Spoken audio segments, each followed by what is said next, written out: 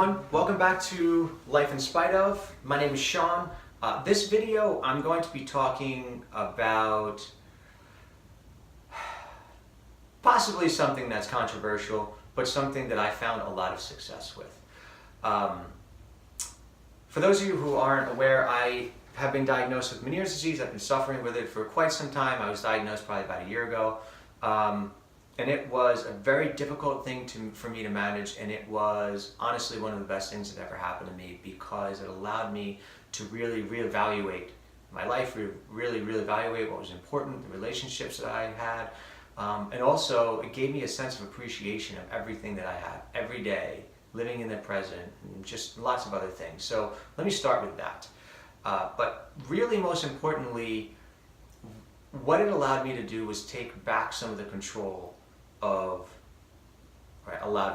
forced me to take back some control of my health care. For a long time, I was very reliant on different doctors that I would go to if I wasn't feeling well, and oftentimes they didn't give me the answers I was looking for. Now let me start by saying I have fantastic doctors. Sometimes you're probably looking at me going, wow, how can you have fantastic doctors, but they're not giving you the answers you're looking for?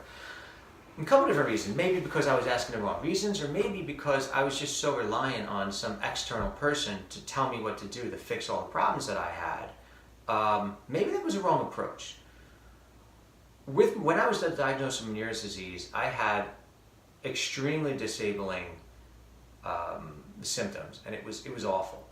And the traditional protocol, the doctors that I was working with were, treated with medicine because, again, we're not really sure what causes it. So you really have to manage the symptoms, and you can't really find the cause, such as with a lot of diseases, unfortunately. And this isn't a knock at, the medicinal community. This is not a knock at my doctors. I mean, my doctors, their bedside manner is fantastic. Their knowledge is second to none. I mean, they are fantastic human beings. Both the male and females that I work with I am completely lucky to be working with them. Frankly, as far as I'm concerned, they set the bar for any healthcare professionals you go to. I really do believe that. But they just weren't giving me the answers I was looking for. So the purpose of this video, and just to share a little knowledge, I had to find my own way. I had to do some research. I had to find some non-traditional, I had to mix some traditional and non-traditional medicinal approaches to get the outcome I was looking for. So why do I say this? It's not that I necessarily am going to recommend my journey or my approach. What I'm recommending to you is to find your own. So you may be going, I don't even know where to begin. Baby steps. That was from a movie that was that was a long time ago. My wife loves the movie. We've seen it from time to time, and it's baby steps. And what I mean by that is start someplace and try it. I mean, try it. Don't just, kind of half-ass it. Try it.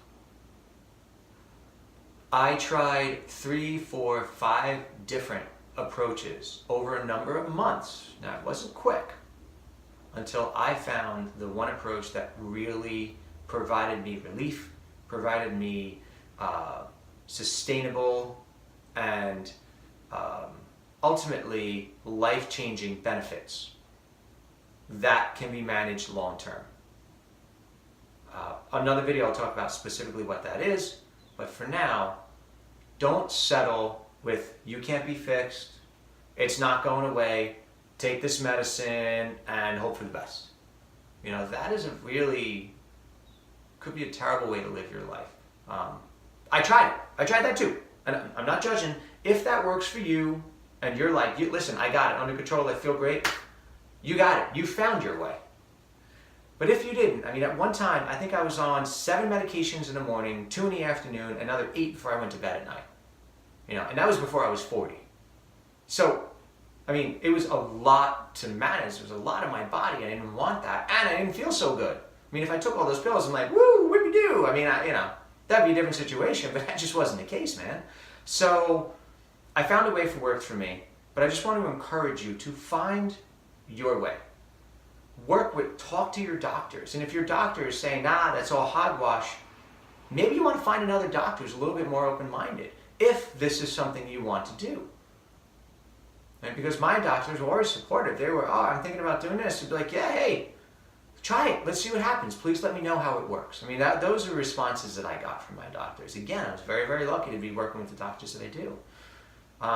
Every now and then you're still going to get the, well, you know, I'm not into that, or that doesn't work, or I heard that doesn't. What works for you? Because I'm going to leave you with this idea. If you suffer from Meniere's disease, being that they don't really know what the cause is, I am always curious how any doctor, any person, anybody can really automatically dismiss a potential benefit. If there is no 100% verified cause that we know of, how can somebody say, oh, that's not going to work? Because your body is different than mine, is different than theirs. So what may work for me may not work for you. But if it works for me, that's good enough. If you find your way, and you find what works for you, you find what helps you, then go with it. Don't necessarily worry about what other people are saying or judging. You don't have to wear it, around your neck and parade around town. But if it helps you with your symptoms and it helps you get through the day, what harm is done? All right? So anyway, just food for thought. So please be brave, hang in there, and find what works for you. And good luck with you. Good luck with that. Good luck with your journey. Good luck to you. I'm confident that you are going to be just fine, and you are going to find that cure that makes you feel fantastic like I did. So thank you again for your time. I'll see you again soon.